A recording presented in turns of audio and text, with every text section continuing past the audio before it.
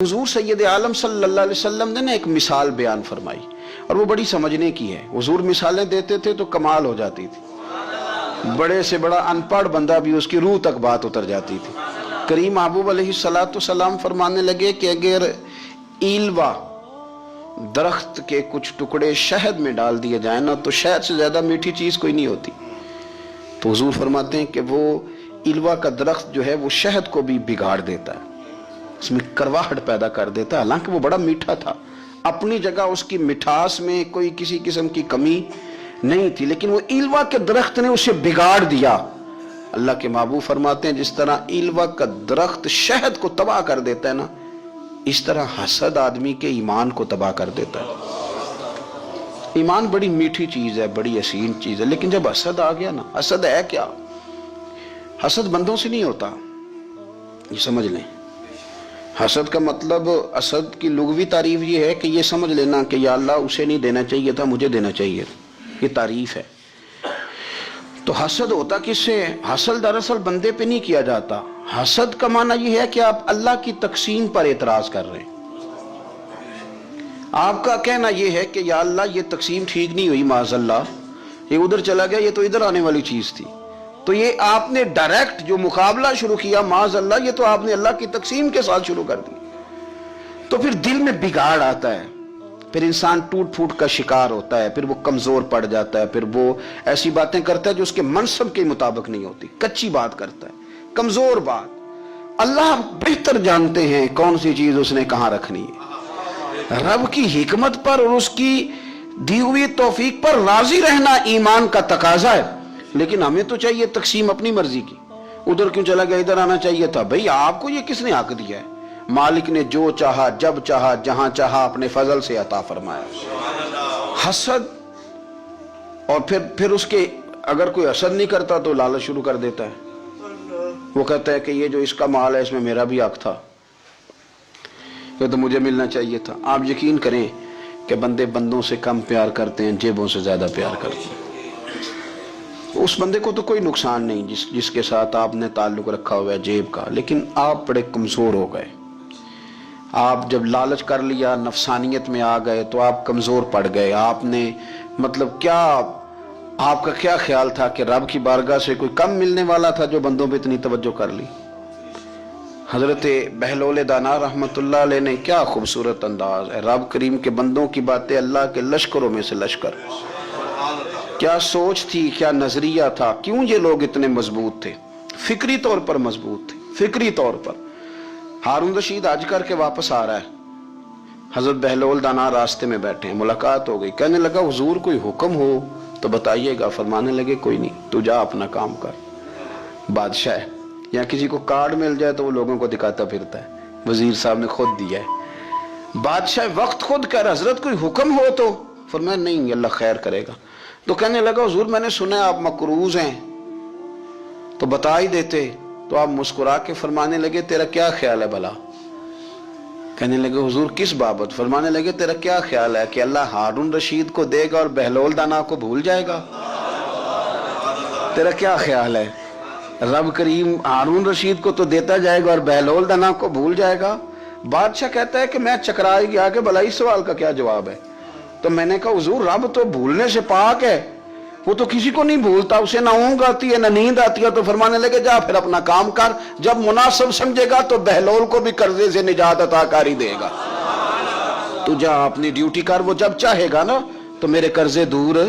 تو کیا سمجھتا ہے کہ تجھے یاد رکھے گا مجھے بھول جائے گا؟ یہ کیسے ہو سکتا ہے؟ او یار ادھر دیکھ میری بات سن، او بھائی وہ تیرا میرا رب ہے، یہ ہو سکتا ہے کہ امیروں کو دے دے اور تیرے جیسے میرے جیسے غریبوں کو وہ بھول جائے؟ یہ ہو سکتا ہے؟ تو کیوں لوگوں کی جیبوں پہ توجہ، لوگوں کی جیبوں پہ نظریں، فلانے کے پاس آ گیا تو میں رہ گیا، مطلب کس لیے؟ ہمارا رب کسی کو بھولتا نہیں ہے، کسی شخص کو وہ میرا مالک اپنے فضل سے نظر انداز نہیں کرتا، وہ سب کو نوازتا ہے، لیکن اس کی حکمت کے تقاضوں کا انتظار کرنا مسلمان کی شان ہے۔ کبھی کسی حسد میں کبھی کرنا ہو تو رشک کریں، مزہ آئے گا۔ اور یہ رشک کرنے کا نا، رشک کا معنی کیا ہے؟ حسد کا معنی یا اللہ اسے نہیں دینا چاہیے تھا، مجھے دینا چاہیے تھا۔ اور رشک کا معنی یا اللہ تو نے دیا ہے کیا بات ہے، اسے دیا تو کیا بات، اگر تو نے دیا تو مالک جچا بھی ہے، اگر تو نے دیا ہے تو نظر بھی آیا ہے، اگر تو نے دیا ہے تو پھر کیا بات ہے، کمال ہو گئی، وہ نظر آ رہا ہے، اور یا اللہ اسے دیا ہے تو میں بھی تیرا بندہ ہوں، اسے بھی اور دے اور مجھے بھی عطا فرما۔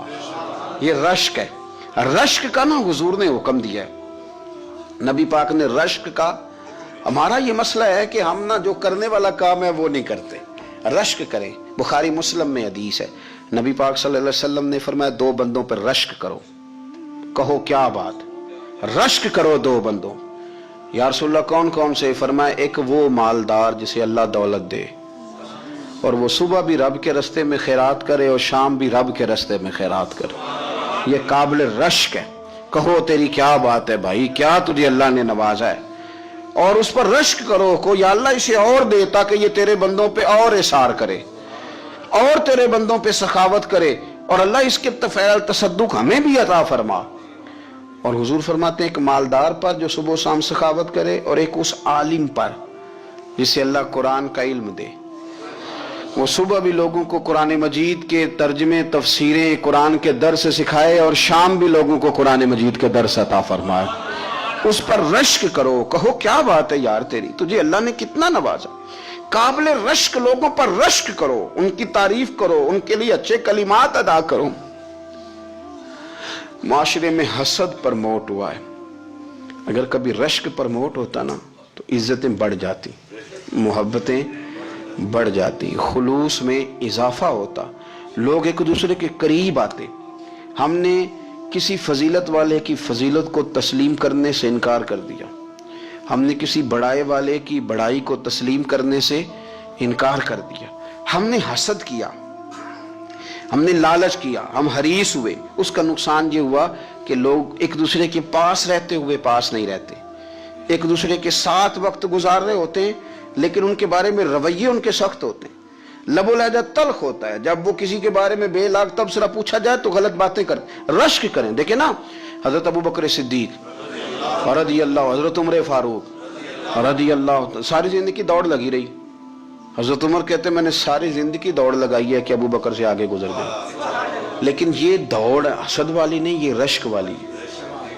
فرماتے میرا دل کرتا تھا کہ میں نیکیوں میں ابو بکر سے آگے گزر جاؤں، حضور کے عشق میں ابو بکر سے آگے گزر جاؤں، نبی پاک علیہ السلام کی اولاد کی محبت میں ابو بکر سے آگے گزر جاؤں، میں نا خیر کے کاموں میں آگے گزروں۔ کہتے میرا ساری زندگی رشک کا رشتہ رہا، یہ رشتہ شاندار ہے، اس پر عمل کریں، اس پر توجہ کریں، بجائے اس کے کہ یہ کہنا کہ استاد جی کا فلانے سے زیادہ پیار ہے، پیار کی وجوہات تلاش کر، مرشد فلانے پہ نظر رکھتے ہیں تو میرے بھائی وہ نوٹوں کی وجہ سے نظر نہیں رکھتے، تو وجہ تو تلاش کرنا، وجہ کیا ہے، تو اپنے آپ کو اس طرح کا بنا، تو اس طرح کی کیفیات پیدا کر اپنے اندر۔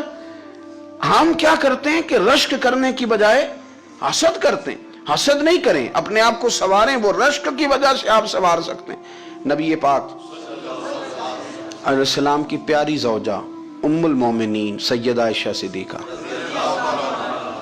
بڑی شان ہے اس خاتون کی، بڑی عظمت ہے ان راہوں کے صدقے جن رستوں سے سیدہ پاک کی سواریاں گزرا کرتی ہیں۔ کیا درجہ اللہ نے دیا ہے سیدہ عائشہ صدیقہ کو، کہتی ہیں حضور کا وصال میری گود میں ہوا ہے، اور مولا علی شیر خدا فرماتے ہیں میں نے حضور کو سب سے زیادہ عائشہ صدیقہ سے پیار کرتے ہوئے دیکھا، اور عائشہ صدیقہ رضی اللہ تعالیٰ عنہ فرماتی ہیں میں نے حضور کو سب سے زیادہ فاطمہ الزہرا سے پیار کرتے تھے۔ یہ الگ ماحول ہے ان کا آپس میں۔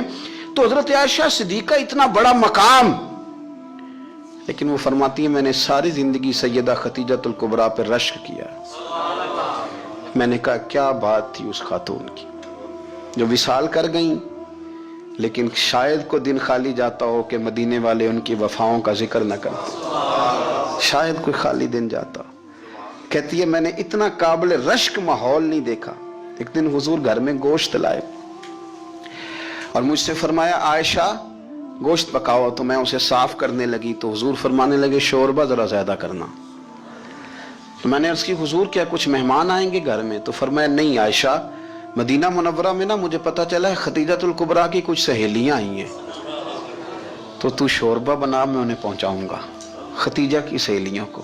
शोरबा ज़्यादा पका ज़रा। तो हज़रत आयशा सिद्दीक़ा कहती है मैंने बड़े नरम लबो लहजे में बड़ी बना सवार के मुसज्जा मुकफ़ा चुन के जुमले बात की। मैंने अर्ज़ की हुजूर सुना है वो आपसे 15 साल उम्र में बड़ी थी, निकाह भी पहले हो चुका था, और बताते हैं लोग कि बज़ाहिर कोई हुस्न जमाल भी उस माहौल का नहीं था। हुजूर अल्लाह ने आपको जवान और खूबसूरत बीवियां दी हैं, पर मैं जब भी सुनती हूँ जनाब खतीजा का जिक्र ही सुनती हूँ। मैंने रश्क के अंदाज में कहा। कहती मैं बात कह के खामोश हो गई, और जब मैंने नजर उठा के देखा तो हुजूर की आंखों में आंसू। नबी पाक सल्लल्लाहु अलैहि वसल्लम का ये अंदाज देखा तो मैंने कहा हुजूर मैं रब रसूल की बारगाह में तौबा करती हूँ, अब तो रो दिए। तो हुजूर फरमाने लगे आयशा यहाँ जो भी आया है ना वो सुखों और आसानियों के दिनों में आया है, और खतीजा मेरी उन दिनों की साथी थी जो मेरे तकलीफ के दिन थे, मेरी आजमाइशों की, मेरी परेशानियों की मेरी साथी थी। जब लोग मुझे तकलीफ देते थे मैं घर जाता था तो मुझे कहती थी हुजूर आप तो सिला रहमी करते हैं, गरीबों का बोझ उठाते हैं, आप तो लोगों के साथ मोहब्बत से पेश आते हैं, हुजूर आप परेशान ना हो, आपका रब आपको हमेशा इज्जतें ही अता फरमाएगा। फरमाया वो मेरी तकलीफों की उसे कैसे, मेरे भाई रश्क किया लोगों ने एक दूसरे पर, हसद नहीं किया। हम तो ना जी अपनी मर्जी के फैसले करते करते पीछे रह गए। हमने लोगों को पीछे करने का सोचा था लेकिन हम सबसे पीछे रह गए। हमने सियासत और साजिश की थी कि कुछ लोगों के दिलों पे पैर रख के मैं अपना कद ऊंचा करूंगा, कुछ के सीनों पे पैर रख के, लेकिन ऐसा नहीं होता, ये होता नहीं। आप किसी की जगह नहीं ले सकते, इसलिए कि रब ने सबकी जगह अपनी अपनी बनाई हुई, सबकी जगह। हाँ ऐसा ज़रूर होता है कि कई दफ़ा ना हम अपने मकाम को गिरा लेते हैं। वो किसी ने कहा था कि ऐसा नहीं कि तेरी जगह कोई और आ गया, लेकिन तेरा मकाम भी अब तेरा नहीं रहा। होता ये है कि हम ना गिरा लेते हैं अपने आप को। अगर हम रश्क का माहौल पैदा करें, रश्क का, और हम कहें कि क्या बात है मैं भी सफ़र करूंगा, इस जानिब जाऊंगा, बजाय ये कहना कि फलां आदमी बड़ा आगे निकल गया है, ये करके निकल गया है, वो करके निकल गया है, ये कहना कि यार मैं भी रब करीम की उस मदद को तलाश करता हूँ जिसकी बरकत से अल्लाह ने इस पर फजल फरमाया। इमाम गजाली फरमाते हैं 3 लोगों में हसद ज्यादा होता है, बूझ ज्यादा पैदा कर लेते हैं। अब चूंकि मजमून है तो सारी बात खोल के ही करनी पड़ेगी ना। फरमाते हैं 3 लोगों में हसद, बड़े ओहदे वालों में हसद ज्यादा होता है। यानी सूबाई वजीर कहता है कि हक मेरा वैसे वफाकी वजीर का था, और वफाकी वजीर कहता है कि जितना मेरा तजर्बा है ना मुझे बनाया वजीर आजम ही जाता तो बात ठीक थी। हसद ज्यादा, बड़े ओहदे वालों में हसद, और इमाम गजाली फरमाते हैं मालदारों में हसद ज्यादा होता है। गरीब ने गरीब से क्या जलना है, जलने को शाही कोई नहीं, किससे जलेंगे। तो गरीब तो बेचारा 4 रोटियां होती हैं तो कहता है चलो ठीक है आ जाओ, दोनों मिल के बैठ जाते हैं। गरीबों के दोस्त भी गरीब। अमीर हसद करते हैं, वो सौदे पे सौदा करते हैं, वो एक दूसरे की कमजोरियां बयान करते हैं। मैंने ग्राहकों को नफा लेते देखा है, फलाने से माल लेते थे जी उसने बड़ा तंग किया, तो कहता है इसी तरह का तो मुझसे खरीदा कर। लोग इस्तेमाल कर जाते हैं। वजह बीच में क्या होती है? हसद, अदावत, खराबी होती। और तीसरी बात इमाम गजाली ने शायद मेरे लिए कही है। इमाम गजाली फरमाते हैं उलमा में हसद बड़ा होता है, ओहदेदारों में, मालदारों में और इल्म वाले लोगों में। वो भी अल्लाह की तकसीम पर राजी नहीं होते, चूंकि वो समझते हैं मुझे ये लफ्ज आते हैं, मेरी काबिलियत ज्यादा है, मैं ज्यादा पढ़ा लिखा हूं, तो ये मनसब भी मेरा था, ये काम भी मेरा था, ये भी मेरे पास होनी चाहिए। ऐसा नहीं होता, ये तो रब करीम की अता है। मैं कई दफा कह चुका हूं कि काम लेने पे आए तो मेरे जैसे बेकार आदमी से काम ले ले, ये उसकी अता है। अब हमें करना क्या है? हमें उसकी तकसीम पर राजी रहना है, उसकी तकसीम पर कुर्बान जाएं। रसूल पाक अलैहिस्सलाम से सहाबी ने पूछा हुजूर इज्जत क्या है? फरमाया जो रब ने तुझे दिया उस पर राजी हो जा, अल्लाह इज्जत अता कर देगा। कनात कर, जो अल्लाह ने तुझे दिया उस पर कनात कर, अल्लाह तुझे इज्जत दे देगा। हुजूर जिल्लत क्या है? फरमाया लोगों से लालच ना रखना, तू जलील हो जाएगा। लालच ना कर। तेजी के साथ प्रमोट होती हैं चीजें, हमें साजिश करनी आती है। हमारा ख्याल होता है कि मैंने दूसरों के पैसों पे कारोबार करना है, हमारा ख्याल होता है कि पार्टी डाल के रोटी खानी है, हमारा ख्याल होता है कि किसी बंदे को किस तरह इस्तेमाल करना है। याद रख लेना, कभी बात ना भूलना, जो लोगों को इस्तेमाल करना चाहता है वो सारी जिंदगी इस्तेमाल होता रहता है। जो किसी शख्स को किसी मकाम पर रुसवा करना चाहता है अपनी इज्जत बचा नहीं पाता। जो आदमी लोगों को हकीर जानता है अल्लाह उसे कभी इज्जतें अता नहीं करता, वो गढ़ों के अंदर गिरता चला जाता है। याद रखें, जो इज्जतें देनी शुरू कर दे रब उसे बाइज्जत बना देता है। जो प्यार करना शुरू कर दे मुआशरे में लोग उससे प्यार करने लग जाते। जो किसी, देखें, अगर हम वहां से मांगे जहां से सबको मिलता है तो फिर बंदों पर इतनी नजर रखने की जरूरत बाकी रहती नहीं है। उधर देखें, रश्क करेंगे तो लालच से भी बचेंगे, असर से भी बचेंगे। बुखारी मुस्लिम में हदीस है, हजरत अबू हुरैरा रज़ी अल्लाह ताला अन्हु कहते हैं हुजूर की बारगाह में हाजिर थे तो कुछ गरीब लोग हाजिर हुए, गुरबा। उन्होंने अर्ज की, या रसूल अल्लाह सल्लल्लाहु अलैहि वसल्लम एक गुजारिश करने आए। हुजूर ने फरमाया, कहो। या रसूल अल्लाह, अमीर तो हमसे आगे निकल गए। हुजूर ने फरमाया, किस बात में? अर्ज की, हुजूर नमाजों में नहीं हम गुजरने देते, इतने नफल वो पढ़ते हैं उतने हम भी पढ़ लेंगे। सही बताना, सही। आजकल ये नमाजों का मुकाबला भी है कि नफल मैंने ज्यादा पढ़ने, इबादत मैंने। हमारे साहब रहमतुल्लाह अलैह फरमाया करते थे, आस्थानों पे गद्दी नशीनों का तो रौला होता है, अल्लाह अल्लाह करने का रौला नहीं होता। ये तो शोर होता है कि सज्जादा मैं हूँ सज्जादा, और सब ने कोई ना कोई कहानी सुनाई होती, कहते नहीं अब्बा जी मुझे कह गए थे कान में। दूसरा कहता नहीं नहीं मुझे लिख के दे गए थे। तीसरा कहता तुम्हें तो पता ही नहीं, तुम थे ही नहीं, उम्रे पे तो मेरे साथ गए थे। जो मेरे साथ उनका मुआहदा हुआ वो खाना काबा में हुआ है, लिहाजा मेरा पहला नंबर है। सबके पास कोई ना कोई मामला होता है। ये सारे काम कोई जरूरी नहीं। जरूरी क्या है कि वो जो कहते थे करो, जिसने सबसे ज्यादा करके दिखाया वो ज्यादा जानशीन है, वो ज्यादा जानशीन है जिसने ज्यादा करके दिखाया। मामला तो ये है कि उस रास्ते पे किस किसने चलना है। लोग तो सज्जादा नशीनी से भागा करते थे, भागते थे। हजरत अबू बकर सिद्दीक रज़ी अल्लाह ताला अन्हु का विसाले ज़ाहिरी हुआ तो हजरत उमर खलीफा बने। तीसरा दिन तक खलीफा बने हुए। 2-3 छोटी छोटी बच्चियां आ गई, चाचा जान आप खलीफा बने? फरमाया हाँ। चलो फिर असर के बाद अबू बकर हमारे घर जाते थे। फरमाया पुत्र तुम्हारे घर क्या है? कहने लगी हम यतीम है, हमारा भाई कोई नहीं। अबू बकर रोज असर के बाद आते थे, हमारी बकरियों का दूध धो के हमें दे जाते थे। कुछ बेच के गुजारा कर लेती थी, कुछ पी लेती थी। चचा 3 दिन हो गए, मेरी अम्मा भी रोती है, बहनें भी रोती, आप चलेंगे? तो जनाब सैयदना उमर फारूक कहते हैं मैंने दस्तार सर पे रखी और पटका मैंने अपने कंधे पे रखा, बेटियां आगे आगे मैं पीछे पीछे, रोते जा रहे। एक सहाबी ने पूछा उमर क्यों रो रहे हो? कहने लगे यार ये अबू बकर कितना मुश्किल रास्ता दे के गया, कितना मुश्किल रास्ता है इसके तरीके पे चलना। ये लोग तो सज्जादा नशीनी इतना कठिन काम था, लोग भागा करते थे। शौक आ गया। अब रसूल करीम अलैहिस्सलाम के हुजूर नाज हाजिर हो के अर्ज की हुजूर अमीर आगे गुजर गए, नमाजों में नहीं हम गुजरने देते, हम उनसे ज्यादा पढ़ेंगे, नफलों में नहीं गुजरने देते, ज्यादा पढ़ेंगे। या रसूल अल्लाह सल्लल्लाहु ताला अलैहि वसल्लम हम उन्हें ना तिलावत कुरान पाक में नहीं आगे गुजरने देंगे, वो हम ज्यादा पढ़ेंगे। लेकिन हुजूर वो मालदार हैं, गुलाम आजाद करते हैं, सदकात करते हैं, खैरा, उसका हम क्या करें? हजरत सैयदना अबू हुरैरा फरमाते हैं कि जवाब तो हुजूर ने बाद में देना था, पर जब उनका सवाल खत्म हुआ तो मैंने हुजूर का चेहरा नूर देखा तो रसूल पाक का चेहरा खुशी से खिलता हुआ मुझे नजर आया। गोया ये जो रश्क है ना कि नेकी में आगे गुजरना, ये हुजूर को इतना पसंद आया कि उनके सवाल से हुजूर बड़े राजी हुए।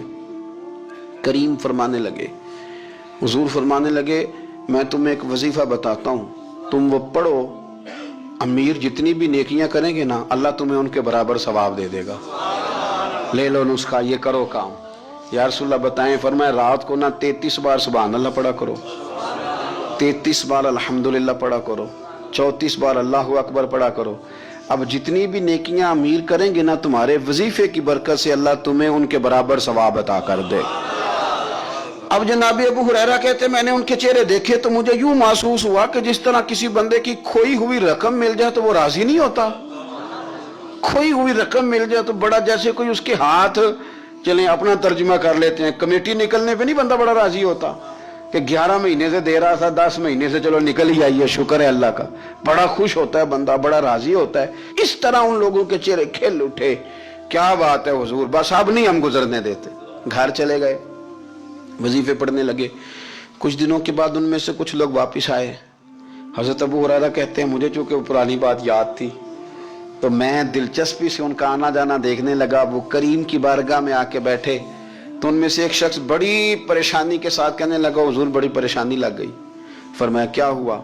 عرض کی یا رسول اللہ صلی اللہ علیہ وسلم وہ جو آپ نے وظیفہ بتایا تھا نا میرے کچھ پڑوسی امیر ہیں وہ تو انہوں نے بھی سن لیا ہے. حضور رات میں نے سنا ہے وہ مالدار بندہ ہے صدقے خیرات بھی بڑے کرتا ہے غلام بھی بڑے آزاد کرتا ہے پر وہ بھی سوتے وقت 33 بار سبحان اللہ پڑھ رہا تھا.